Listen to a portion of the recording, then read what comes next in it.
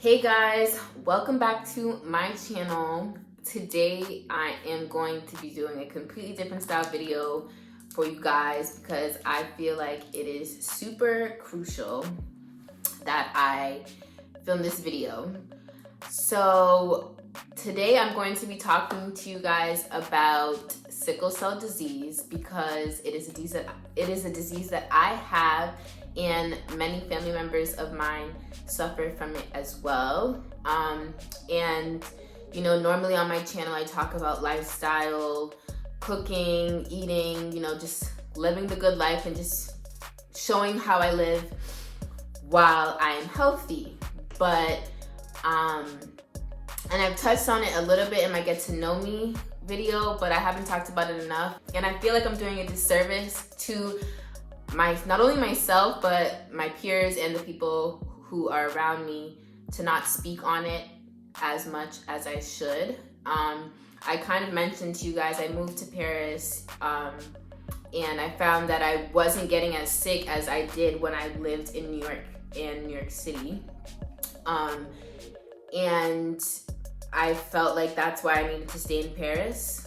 Honestly, besides everything else, I felt like my body was at peace here and I was able to, you know, engage in regular activities that I wasn't necessarily doing when I was living in the States because I was sick a lot.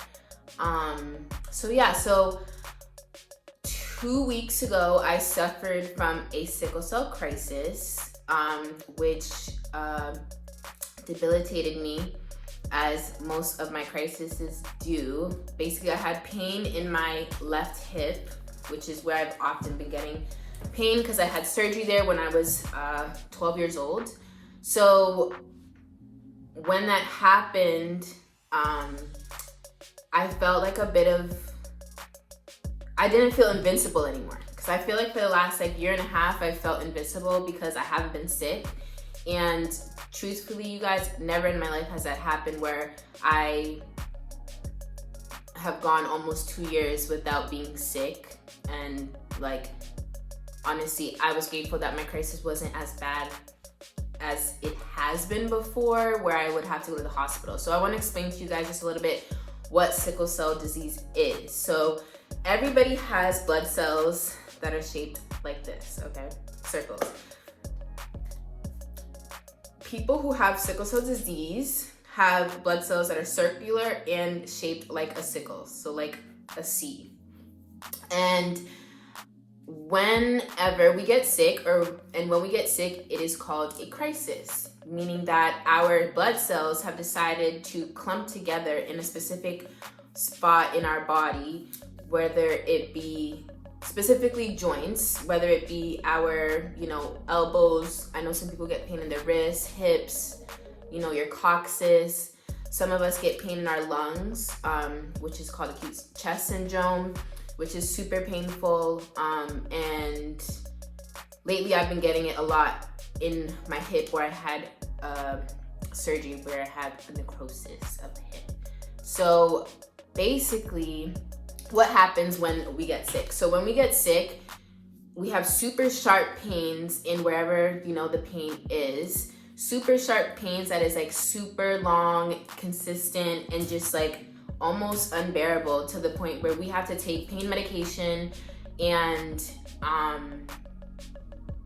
oftentimes narcotics because it's so strong, like a regular ibuprofen, depending on the range of your pain at the time, because you can have a super bad crisis, you can have just a normal crisis, and most of the time when you're having a super bad crisis, you have to go to the hospital to get high level pain medication, that you're not able to just have at home as a civilian. So yeah, last week or 2 weeks ago, I was able to maintain the pain with my home pain medications, which are, a level of narcotic that are not easily given to everybody, because if it did get really bad, I'd have to go to the hospital to get stronger medication. And so what happens? So basically, I think that the main important point that I want to get across to you guys is that people with sickle cell disease, sometimes we look sick and sometimes we don't. A lot of us are able to sit here, remain silent, and be in excruciating pain. You know, it's very rare that you'll be silent, but you know, you can hold it in. Like personally, since a kid, I've tried not to like scream and be unbearable, because there's a lot of prejudice that we go through, being in the hospital, being in school, whatever. There's a lot of prejudice that we go through. So if I go to an ER, I rarely ever am screaming, but I will show, like visibly, like you have to visibly show that you're in pain, because people don't believe that you're in pain if they can't see a cut, blood, you know, a broken bone. A lot of people don't believe that you are in pain, but in actuality, like I haven't given labor yet, but I feel like there's crises that I've had that have felt like I was giving birth. And I haven't given birth yet, but I promise you the pain is up there, and I haven't done the research yet, but I'm gonna check. Yeah, I'm babbling right now.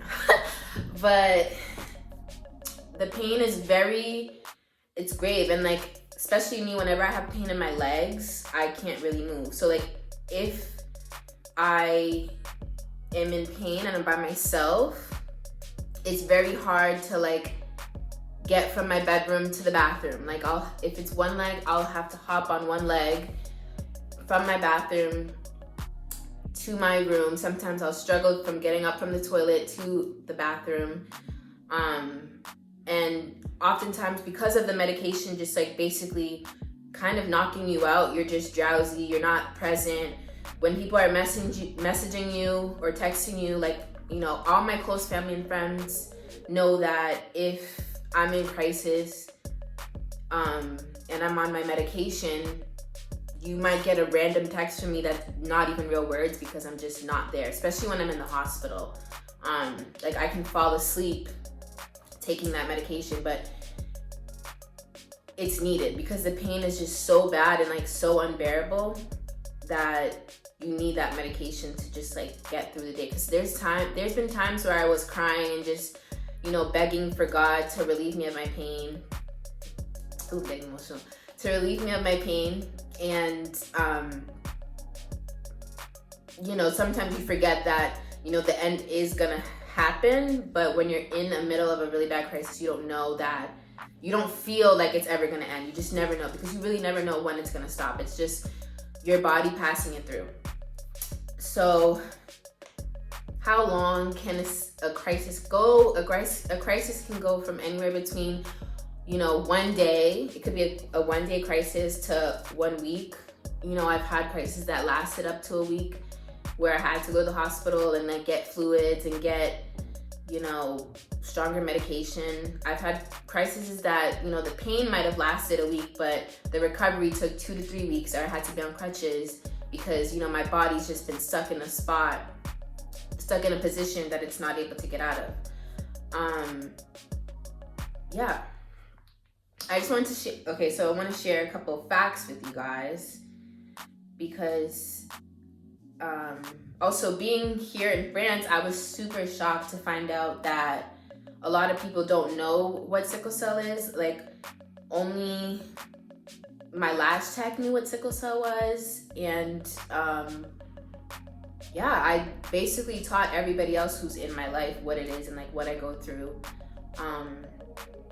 From France. And in France, they call sickle cell DREPANOCYTOSE, and I had to learn that after going to the hospital. Like, I went to the hospital, didn't even know how to say what I had, because I've been sick in Haiti and know how to say it in Haiti. In Haiti, we call it anémie falciforme. So I came to France assuming that that's what they called it here.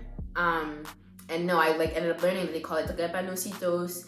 And I learned that while I was in crisis. So I basically went to the ER and had to explain my symptoms, just based off of like, you know, my own vocabulary, not knowing what the illness was called here. Not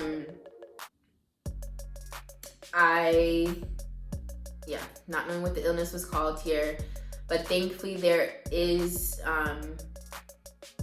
awareness in the medical fields, I feel here, and people do know what it is called. Like, people know what the illness is. Like, doctors know what it is here. I feel like have been many times where I was in the States and doctors didn't even know what sickle cell was. Like, I remember there was a time when I was with my family and I had gotten sick in Cape Cod, which is like, a predominantly white area of Massachusetts, and the hospital didn't even know what sickle cell was, and I had to be, exported to another hospital because they didn't know how to treat it or what it was or anything. So I feel, happy to know that every doctor that I've been to here knows what sickle cell is and knows the gravity of the situation. So, few facts. I wrote them down because I can't remember all these things in my head, you guys. So 90% of the world's sickle cell disease population lives in Nigeria, India, and the Democratic Republic of Congo. And 2% of their population has sickle cell disease. And between 10 and 30% has the trait. So you guys might be wondering, how do you get this disease? What is it? So it's a genetically inherited disease. So the trait. What is a trait? A person who has the trait means that they carry the gene for the disease. So two people who want to have a kid, and if two people have the trait, there is a higher chance of their child having sickle cell disease than not.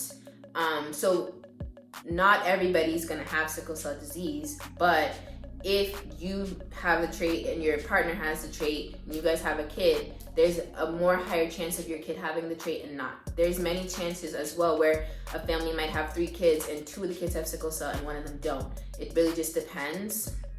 But this statistic is showing us that, over 100 million people worldwide have the trait. So 100 million worldwide could potentially have children with another person who has the trait to have the disease. So that's why awareness needs to be made so that people know what it is, the symptoms, and honestly to just be empathetic. Just be empathetic for people who have this disease. And a lot of the times it's ignorance that allows people to get away with their lack of sympathy. But I feel like it's important for me as someone who has sickle cell disease and an outspoken voice to speak for those who are unable to speak up, because I know there's people who are scared to even admit that they have this disease, and they might feel like they are different or othered or something's wrong. But no, it's like, this is how I was born, and I have to live with this. It's made me who I am. It's made me so super strong. It's made me, be able to advocate for myself on so many levels, from the hospital to school to anywhere I am. I can advocate for myself because I know, what to do for myself, what I need to feel better in every situation. So actually, there's a few famous people who have this disease as well. Most famously, and the only person I knew of growing up was T-Boz from TLC. I found out that Lorenz Tate and Prodigy from Mobb Deep had sickle cell. So Prodigy actually passed away from sickle cell complications. So these are, a couple people in the Black community in America who have this disease and are living with it. And so in terms of in the States, 1 in 500 African Americans have sickle cell disease, and 1 in 1,000 Hispanic Americans have sickle cell disease. It affects about 8 to 10% of African Americans in the States. So just imagine how many people have this disease worldwide, from South Asia to the Mediterranean countries, Middle East. And they always said that it was only people of African descent who are affected by this disease. But as you know, we all come from Africa, and it's spread across. And it is said as well that those who have sickle cell disease are able to fight off malaria. So I believe it's like a genetic evolution to fight off the malaria disease in Africa, and that's how this came about. I don't know. I'm going off the top of my head. I just really felt the need to put this up on my channel, talk about it, and just raise awareness to it, because as someone who is a creative, who wants to, you know, make my mark on the world, I feel like people should know, you know, the total truth, the most of the truth. You know, I don't share everything, but this is a big part of my life. It's a big part of my cousin's life. I have an auntie who has sickle cell. I had 2 aunties who had sickle cell as well. And yeah, I feel like it's just needed that I raise awareness to it, because, you know, 2 weeks ago when I had my crisis, I had a full weekend planned of content and just plans, and I fell sick. So I'll actually insert a quick video. I think I recorded a little bit just saying how I was trying to film, but it was really hard just being sick. But honestly, right now I'm super sick. I'm in the middle of a sickle cell crisis, but there's Britt, my lifesaver. I'm in the middle of a crisis. If you're not aware of what that is, I'm in pain and on pain medication, and I'm a little drowsy and out of it. I don't know if you can tell by my voice, but this is the reality of my life. I haven't been sick in a long time, but when I am sick, it taps me out. So yesterday we were supposed to film, and I couldn't get out of bed. But today, I'm a little bit better. We're gonna see how far I can get and try to push out this content. I'm gonna sit in a chair to film, which I never do. So yes, stay tuned, guys. This is the reality. Almost there. We're almost there. We did 2 recipes. You're super good on the stack. Thank you. You do some amazing. Thank you, Britt. For real, like, dang, that's crazy. I don't know how we did it. I wouldn't have been able to do it without Britt, because I've been sitting in a chair. I'm grateful that I've started to, you know, work on this platform of being like an entrepreneur and, you know, working for myself, because there's a lot of people who would not accept me taking off 4 or 5 days of work to recover. Because there's been times where I've been fired from jobs. Okay, I gassed it. I was fired from a job before because I had a crisis, couldn't come to work for 4 days because I couldn't walk. And my boss was super, just like, they just didn't care. It was about the money for them, and they didn't take a second to, you know, think about what was going on, what I was feeling. Because if I said, okay, I have cancer, I can't come to work, they would have understood. They would have never fired me, and they would have felt bad. But because I said I had sickle cell, and they didn't know what that was, and they didn't know the severity of the situation, they just fired me and replaced me like that. Granted, I had just started the job, but everybody else that I've worked for has understood to a certain extent, but they've all shown that they, you know, were frustrated. And feeling frustration from your, you know, employer when you're sick is very, very hard to deal with. It's very hard to deal with, and I just feel like not everyone is able to work for themselves. And, you know, the more awareness we create, the more, you know, empathy, hopefully, people with sickle cell disease will be able to receive.